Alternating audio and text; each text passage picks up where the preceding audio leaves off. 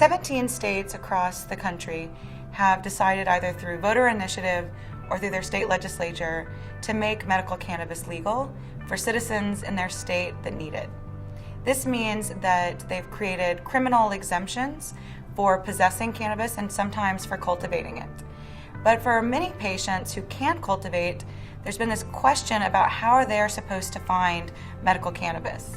And so communities across the country came up with a solution that has many names now. Were originally called cannabis clubs in the Bay Area of California, but now are most commonly referred to as medical cannabis dispensaries.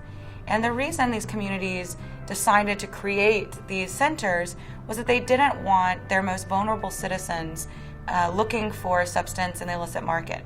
They wanted to create a safe space where medical cannabis patients could find the medicine that they needed and be able to get it on a regular, consistent basis. Some of the other side effects of creating these community-based access models was that it meant that people weren't cultivating in apartments or houses that maybe they shouldn't.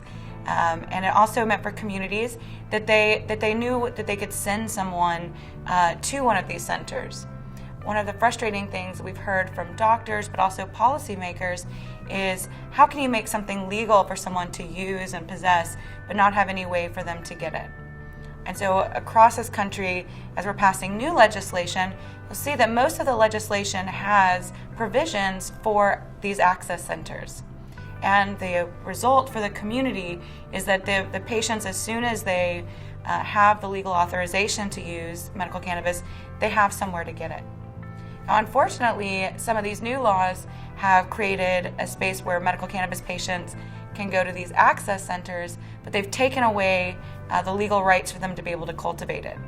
And one of the biggest issues around restricting cultivation for individual patients is that this is still illegal federally.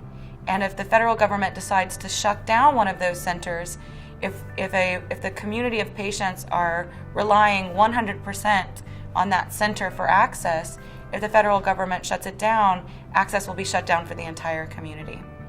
Another issue around getting rid of patient cultivation for a community is that medical cannabis is not covered by insurance yet.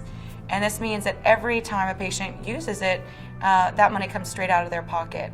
And patients have definitely found that it's much cheaper for them to be able to cultivate themselves than go to these centers. The impact of medical cannabis on various communities means that some areas they're seeing less crime.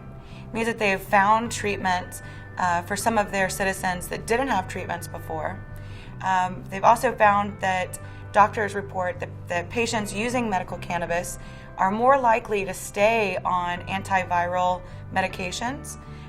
They're more likely to continue Hep C treatments.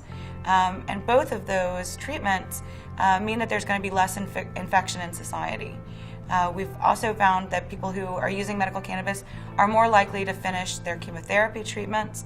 And so there is a greater impact beyond just the individual patient being able to access their medication.